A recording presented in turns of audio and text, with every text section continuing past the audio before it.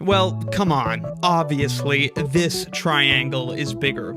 This triangle has a perimeter of about 30 units, whereas this one has a measly perimeter of about 14. But this one has an area of about 8 units squared, whereas this one has an area of about 9 units squared. Obviously, this won't do. If we're gonna talk about the biggest triangle, we either need to have perimeter or area fixed, so that we can make a fair comparison of the other measurement. So let's say our question is this: of all triangles with a fixed perimeter, which has the greatest area? Your gut is probably already telling you the answer. But today, I want to prove that our guts are right using a little bit of, not baby math, some basic geometry and algebra. No calculus required. The term isoperimetric means having the same perimeter. For example, this right triangle has a perimeter of 12. As does this rectangle. So these are isoperimetric figures. So the question we posed about triangles may be called the isoperimetric problem for triangles. Generally speaking, isoperimetric problems are problems about finding the geometric figure of a fixed perimeter that encloses the greatest area, subject to a variety of restrictions. The first and most famous such problem is Dido's problem, from Virgil's epic poem Aenid all the way back in 19 BC. The problem concerns using a bull's hide to enclose the greatest possible area in which to define a new city. By cutting the bull hide into thin strips, one could conceivably use these strips to define any 2D region they like. But the idea was that the amount of hide, hence the perimeter, was fixed, and thus is born the isoperimetric problem. The answer was known intuitively for a long time. You can probably guess the best shape would be a circle. Not great. A circle. It would be so strange if the answer to the problem were anything else, and we know life is not strange. It doesn't take much thinking to conclude the circle is the answer to this problem. I mean, any region you can imagine could have a bigger area with the same perimeter if we just push out the parts of it that aren't circly. It's easy to be convinced, but proof of this fact wouldn't come until Steiner and Edler settled it in the 1800s, nearly 2,000 years after the problem appeared in Virgil's epic. And sure enough, Jacob Steiner also solved the isoperimetric problem for triangles, but the proof we'll go through today is a bit snappier than his was. Which triangle has the greatest area for a given perimeter? I can hear your shouts. It's the equilateral triangle. If the perimeter is P, the triangle with sides of length P over 3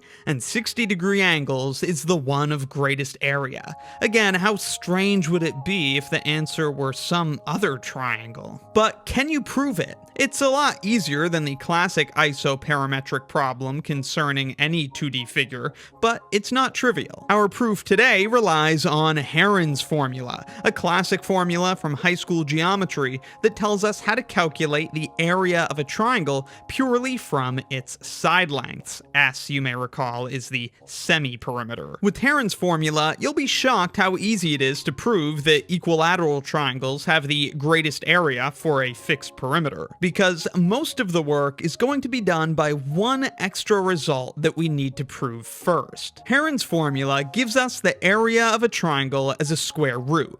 When is this square root going to be biggest? Obviously, when the product inside is biggest. Since S is just half the perimeter, and the perimeter is fixed for this discussion, S is fixed also. So let's just focus on these three factors that are not fixed. We're wondering, when will this product of three numbers, each a side length less than a semi-perimeter, be maximized? To answer that question, we have this result, another beautiful example of symmetry winning the day.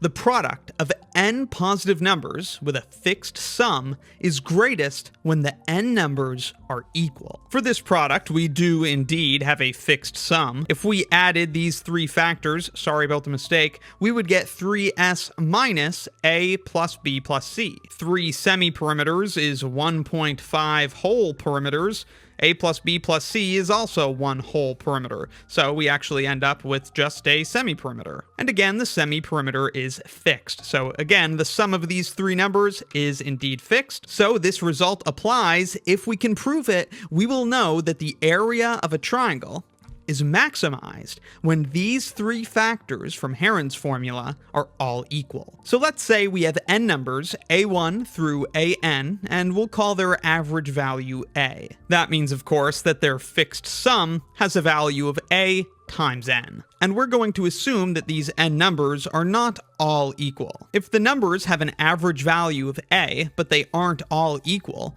then there must be at least one number that's less than the average, let's say that's a1, and at least one number that's greater than the average, say a2. We're going to show that we can actually make the product of all these numbers bigger if we decrease this one that's greater than the average and increase this one that's less than the average. In the end, this is going to imply that the way to maximize the product is to make all of the numbers equal to their average. And keep in mind, it's critical that when we make changes to the numbers, we don't change the value of the sum, since that's the defining invariant of this problem. Since the sum doesn't change, of course, the average will not change either. Now, let's get specific about how we're going to change these numbers to increase the value of the product while not changing the sum.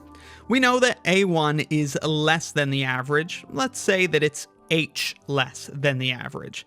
And we know a2 is greater than the average. Let's say it's k greater than the average. Now, like we said, we're going to replace a1 with a bigger number. Let's go ahead and make the reasonable choice and say that we replace a1 with the number a1 prime, which is set equal to the average, exactly. We want to replace a2 with a smaller number, and it's going to have to be a plus k minus h so that the sum is unchanged. We increased a1 by h to go to a1 prime, so we'll have to decrease a2 by h to get to a2 prime. So in the end, it's a wash for the value of the sum. But the key step remains to show that the product is increased when we make these changes. To show that this product is greater than this one, it will suffice to show that this product is greater than this one, since we could just multiply this inequality by all the missing factors to get back to this one that we actually need. Let's first look at a1 prime times a2 prime. We know that a1 prime is the average of the numbers, a, and a2 prime is a plus k minus h. So this comes out to a squared plus ak minus ah, which we could rewrite like this. On the other hand, a1 times a2 is a minus h times a plus k. And that comes out to a squared plus k minus ha minus hk. And then we can see at a glance that a1 prime times a2 prime is hk greater than a1, a2, because the only difference is this product has minus hk, whereas this one doesn't. So it's greater by that amount. So indeed, by changing a1 and a2 to a1 prime and a2 prime respectively, we have indeed increased the value of the product, while again, not changing the sum. Now, after making these changes to increase the value of the sum, either all of the numbers are equal now, or they're still not equal, in which case we could just repeat these arguments with those two numbers that aren't equal to again increase the value of an updated product with, again, the same sum. And we can repeat this process, but it's guaranteed to take no more than n-1 steps. This is because the final goal is to have every number equal the average. Like we said, as we replace numbers, the sum doesn't change, so the average doesn't either. And in each step, at least one of the numbers is going to be updated to equal the average. A1 was increased by h to equal the average, and a2 was decreased by an equal amount. It may happen that this, a2 prime, is also equal to the average, but it also may not be. But certainly, at least one number is set to the average at each step. And there can't be one number remaining at the end that doesn't equal the average. If one number isn't equal to the average, there must be at least one other on the other side of the average to balance it out. So after n-1 steps, obviously at least n-1 numbers will equal the average, but in fact there can't be one number all by itself that doesn't equal the average, so n-1 times will be the maximum number of steps to make all numbers equal to the average, with, importantly, the product being increased at every step. So now we've shown for any n positive numbers, if they're not all equal to the average, their product can be made bigger by making them all equal the average. So indeed, the biggest product of three positive numbers with a fixed sum would come from the three numbers being equal. If these three factors from Heron's formula for triangle area are all equal, we can subtract s from everything and get this, and then negate everything to get this. And we're done. That's the mark of the beast, an equilateral triangle. Equal sides will maximize the product under the square root in Heron's formula, and hence the greatest area triangle with a fixed perimeter is the equilateral triangle. There's an important takeaway from our discussion today that would be better emphasized in a different video, but it's on my mind, so I'll say it briefly here. Math isn't just about equals, it's also about inequals, and we found today that the area of any triangle is less than or equal to the area of the equilateral triangle with the same perimeter. For the general isoperimetric problem, there's an inequality called the Isoperimetric Inequality, and it looks like this. The area of a simple curve in the plane times 4 pi is less than or equal to the square of the perimeter of the curve, with equality achieved only when the curve is a circle. If we're talking about triangles, of course we know this is true, but it's also pretty straightforward to craft a more specific inequality, like this one. Here's a triangle. If this is the base, then this is the height, and hence the sine of A opposite over hypotenuse would give us the ratio of the height to side C. So we could find the area of the triangle as 1/2 times the base of B times the height, which is C times sine A. And we could do this with any side as the base, giving 3 area formulas for the same triangle. And for convenience, let's call the area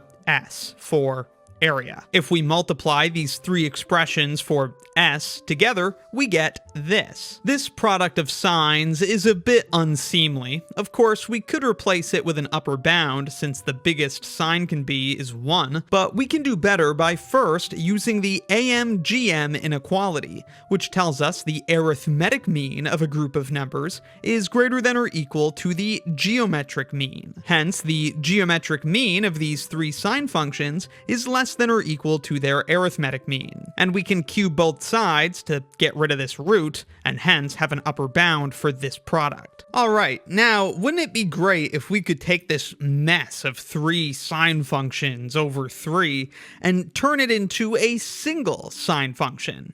Well, thankfully, the sine function is concave on the interval from 0 to pi. So we can use Jensen's inequality, which tells us for a concave function, the average of the images of the inputs is less than or equal to the image of the average of the inputs. Or in less aphoristic language, this is less than or equal to this. Then A plus B plus C, that's the angle sum of a triangle, so 180. So this is sine of 180 over 3, or sine of 60 degrees. That, of course, is the square root of 3 over 2. And if we cube that, we get 3 times the square root of 3 over 8. So the isoperimetric inequality for triangles is that the cube of the area is less than or equal to 1/8 times the square of the product of the sides times the upper bound for those 3 sine functions that we just found. And that looks like this if we write it out. If we simplify and take cube roots,